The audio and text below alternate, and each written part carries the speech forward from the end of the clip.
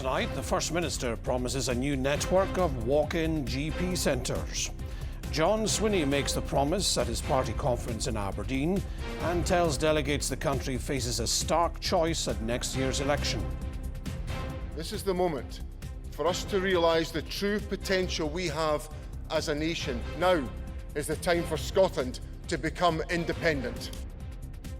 Also tonight, a man accused of murdering his girlfriend in Shetland tells a trial of his shock after watching her stab herself repeatedly.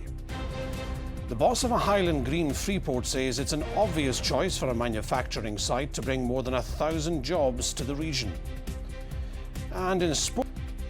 Good evening, I'm Norman MacLeod and this is the STV News at 6, live from Aberdeen.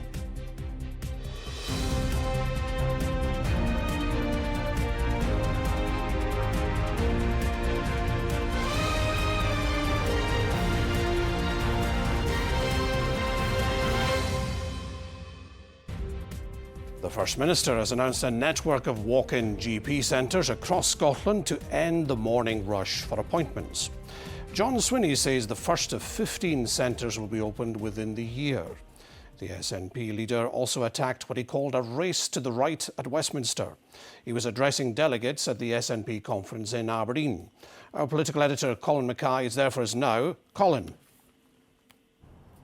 Do you know, Norman, it's hard to make the claim that you're offering a fresh start when you've been around as long as John Swinney has. The SNP's been in government for 18 years. John Swinney has been in the SNP for more than 40 years. And in much of that time, he's been in the shadow of either Alex Salmond or Nicola Sturgeon. But today, he stepped out of their shadow. He stepped up and he's now asking for his own mandate as First Minister.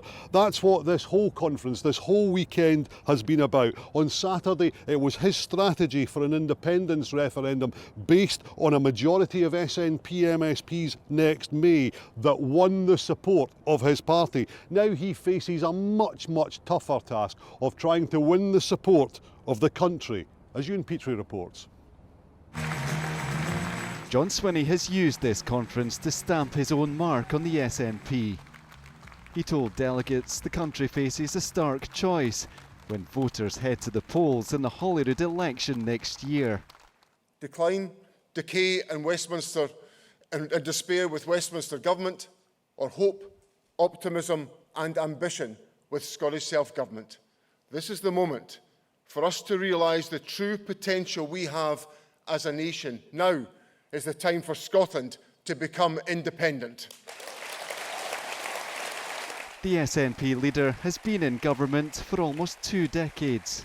When I lead the SNP into the election next year, I will be seeking my own mandate from the people of Scotland, a mandate to fundamentally transform our country for the long term. I will continue to be a leader who listens in order to lead. John Swinney outlined support for migrant social care workers affected by the UK government's immigration changes.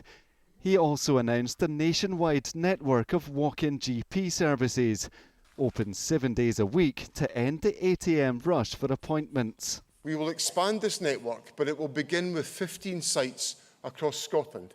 They will deliver over 1 million additional GP and nurse appointments, and the first will be up and running within the year.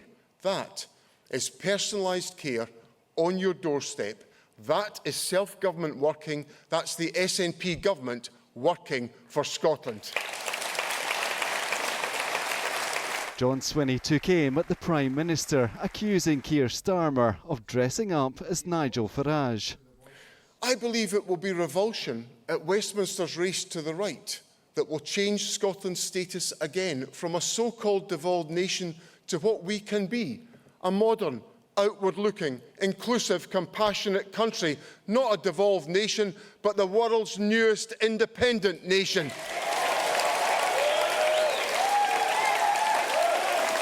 John Swinney says he's only just getting started.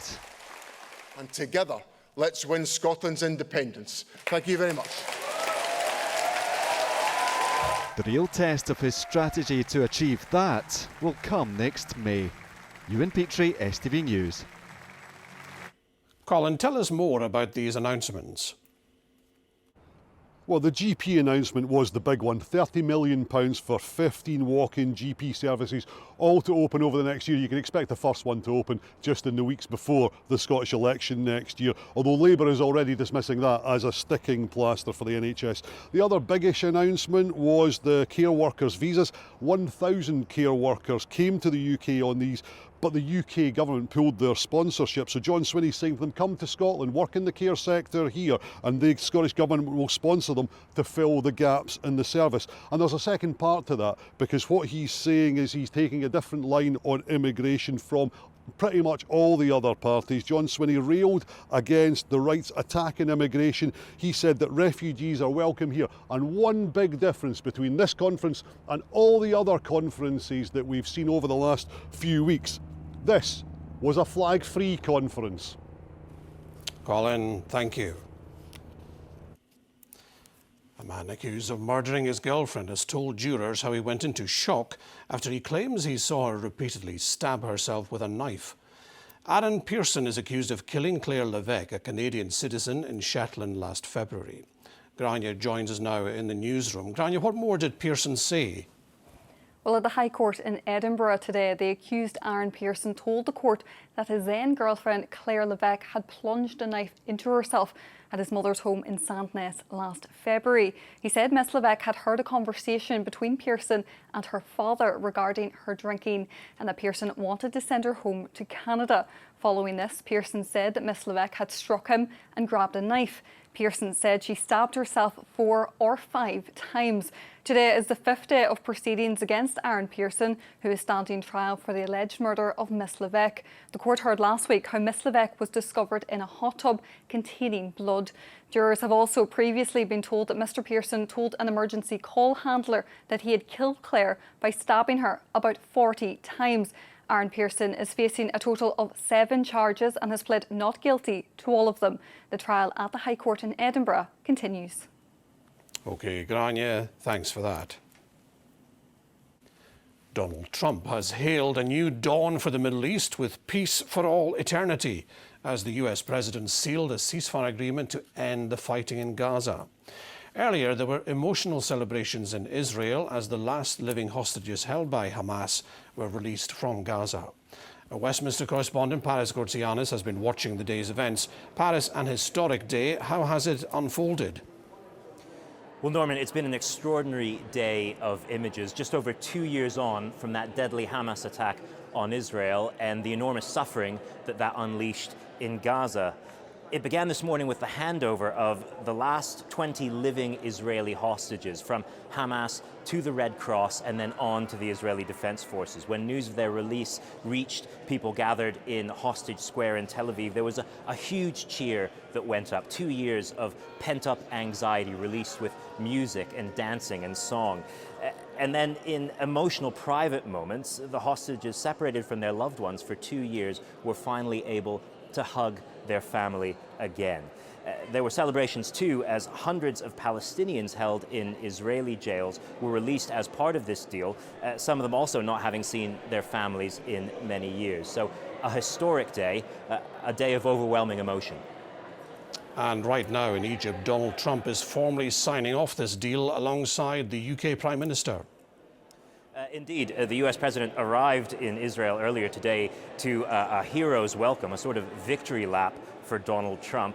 He pushed through this deal that has led to the release of hostages and the end of fighting in Gaza. It came about largely because Donald Trump forced the Israeli Prime Minister Benjamin Netanyahu back to the negotiating table, but in the Israeli Parliament, the president's name was chanted. He talked about this deal in sort of biblical terms, talking about peace in the Holy Land for all eternity. Keir Starmer is among the world leaders gathered in Egypt in Sharm el-Sheikh to put a ceremonial seal on this ceasefire. There's an extraordinary guest list, not least Tony Blair, who might have a role in running Gaza, and also the global football head, Gianni Infantino. But even though this is a curtain call for Donald Trump, a lot of hard work remains. Gaza, much of it, remains in ruins. Absolutely. Paris, many thanks. A man's appeared in court accused of alleged assault, which forced Aberdeen's A&E department to be evacuated. 2 people were allegedly assaulted during the incident on Friday evening. 37-year-old Peter Huszinski appeared before Aberdeen Sheriff Court today.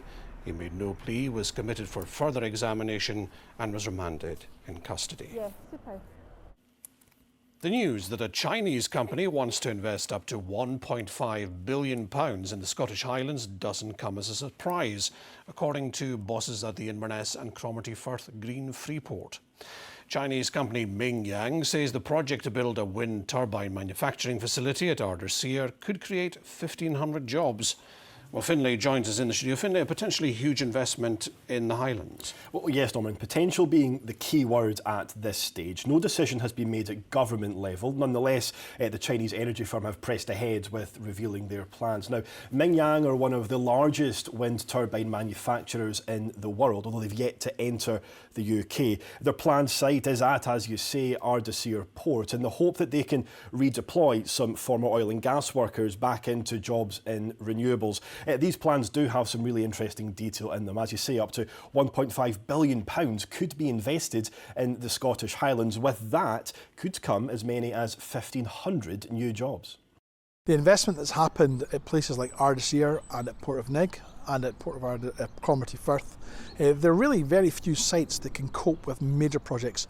So it's no surprise to us that when international organisations and companies are looking to invest somewhere in Europe, that one of the first places they come is Inverness and Cromarty Firth Green Freeport.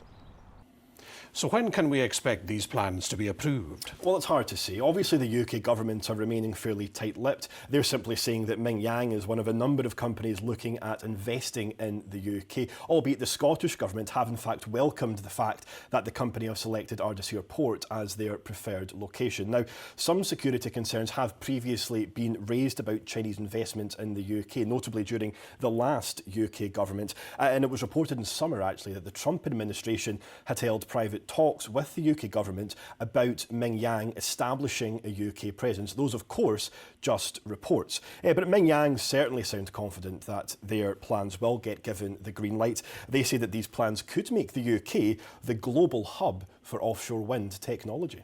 OK. Finlay, many thanks. A man's appeared in court accused of attempted murder following an alleged stabbing in Dundee city centre. The incident happened in Reform Street on Friday afternoon. A 45-year-old man was taken to hospital. 39-year-old William Hawkins appeared at the city's Sheriff Court charged with attempted murder and assault to severe injury. He's also accused of carrying a knife in public. He made no plea and was remanded in custody. Now, have you ever felt lonely? Well, if you have, you're not alone. More than 20% of people in Scotland say they have. But what is loneliness? Well, researchers at Dundee University have come up with a definition which could transform the lives of millions of people. Here's Lynn Rankin.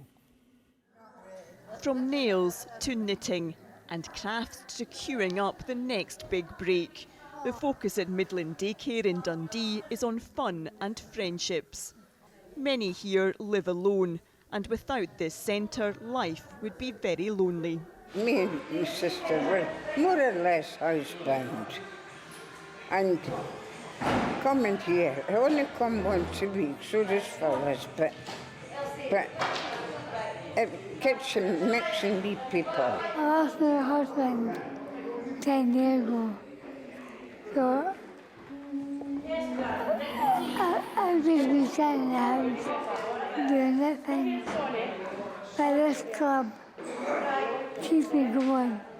Loneliness can affect anyone at any age. According to the most recent census, more than 20% of people in Scotland say they have felt lonely. But what is loneliness? Researchers at Dundee University have come up with a definition. There are two aspects to loneliness. The first is to do with social relationships, so people not having the relationships they need to meet their interpersonal needs, what they need from their relationships. And the second part then is an inbuilt, innate emotional response to that we have to signal. It's a bit like hunger or thirst. It's the social equivalent to signal that something's not right and we need to take action and do something about our relationships. It's normally associated with older people, but loneliness is now common across society, with more teenagers and children feeling lonely than ever before. people maybe moving away from where they grew up, from friends, from family, moving for careers. There's a lot more people living on their own, which doesn't necessarily make you lonely, but might be a contributing factor. Social isolation is a killer. We will never eradicate it, but we will do as much as we can to alleviate it. Because of social mobility, families don't live close to one another, and people do experience not even knowing their next door neighbour. Scotland is the first country in the world to establish a loneliness strategy. It's hoped this definition will now help identify and support people to live a life less lonely. Lynn Rankin, STV News. Now, more than 70,000 pink-footed geese have arrived in Angus after an 800-mile journey from Iceland and Greenland. It's the highest number of the birds to descend on Montrose Basin since 2021. The majority will stay until January, then continue their migration south. The visitor centre there has been celebrating its 30th anniversary with the first ever Goose Fest. I like how it makes you feel really grounded in the seasons changing. It's like a kind of reliable indicator that autumn has arrived when you start to hear pink-footed geese in the sky. And they sound different, so people always think that geese make a honking sound, but pink-footed geese are they're smaller, they make a more high-pitched honk. That takes us to the sport. Success again for Scotland last night.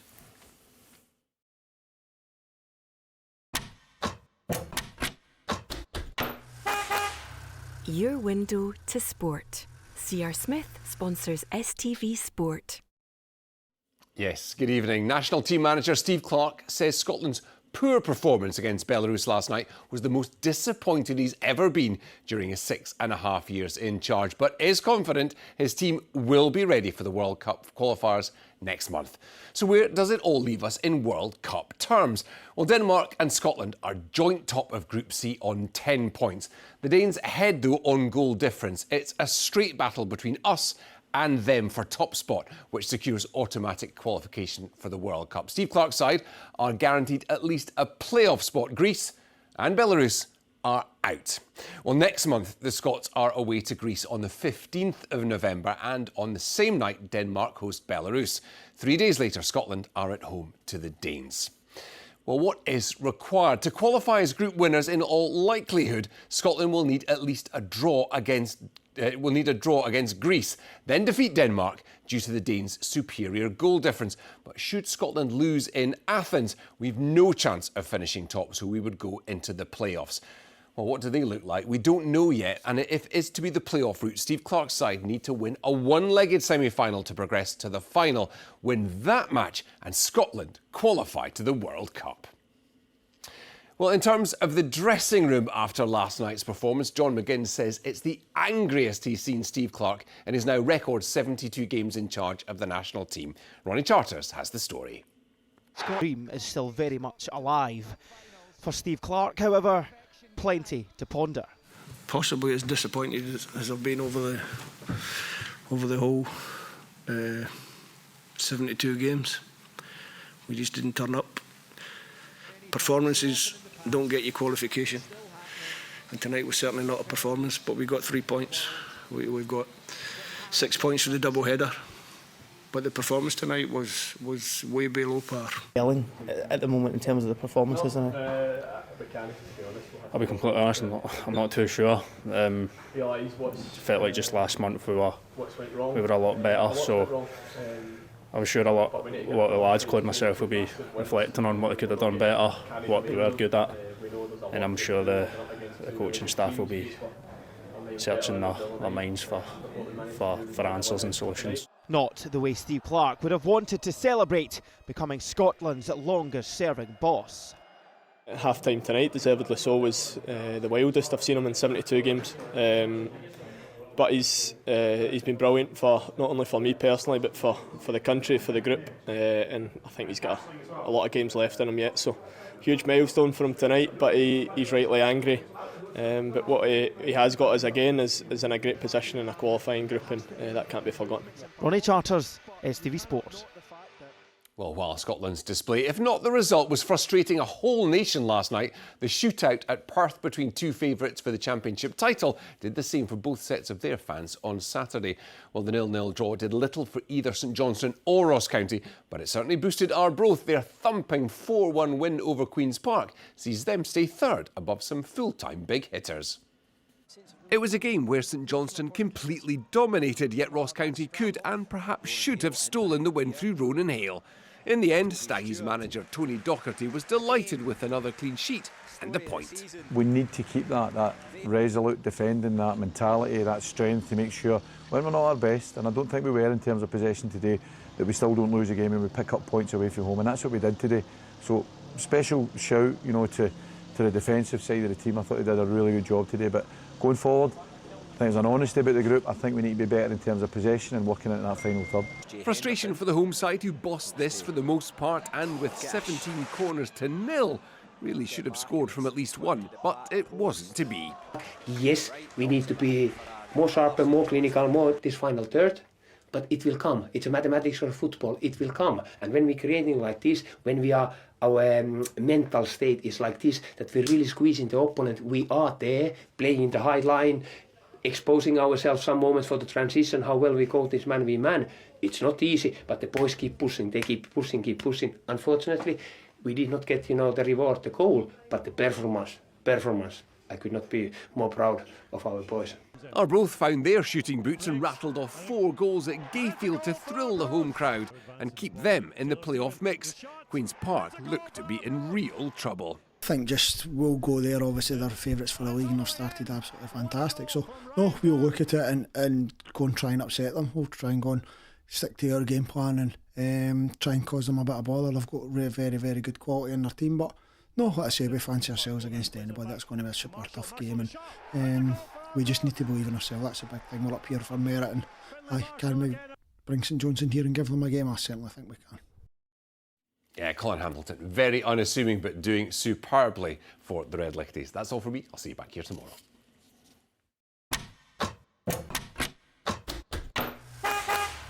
Your window to sport. C.R. Smith sponsors STV Sport.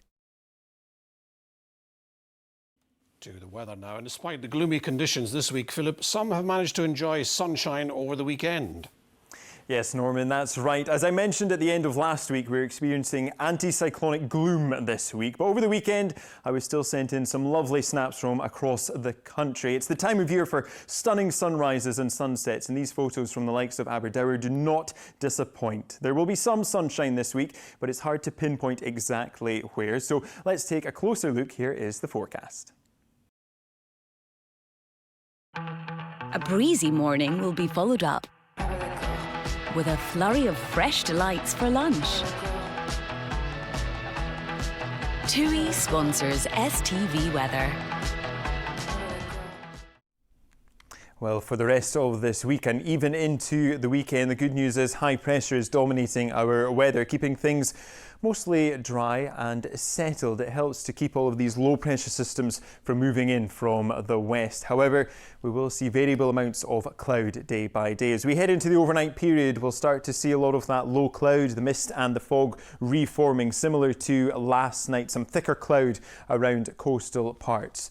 Where we've got the clear skies, temperatures will be dropping to the mid to low single figures. For most towns and cities, though, sitting between 7 and 8 degrees Celsius. So looking ahead to tomorrow, for many of us, another murky, grey, dreich start to the day. By late morning, early afternoon, a lot of that low cloud, the mist and the fog will start to burn off. We'll see some brighter spells developing later on in the afternoon. The cloud just hugging the coasts, though, for much of the day. Temperature-wise, reaching highs of around 13 degrees Celsius.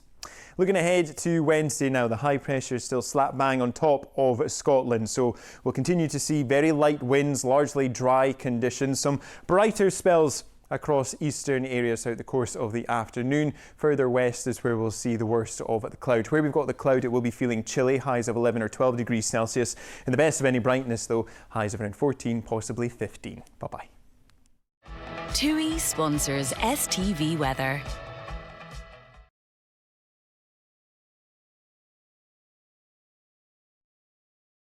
And finally, a short-haired owl, which found itself stuck on an oil rig after being blown off course during Storm Amy, is being looked after by animal rescuers. The bird was located on the Noble Patriot 180 miles east of Shetland. It was looked after by platform workers before being taken to Hillsweek Wildlife Sanctuary by helicopter. The bird is said to be doing well. Nice to end with a happy story. I'll be here again with the late news at 10:38. Have a good evening.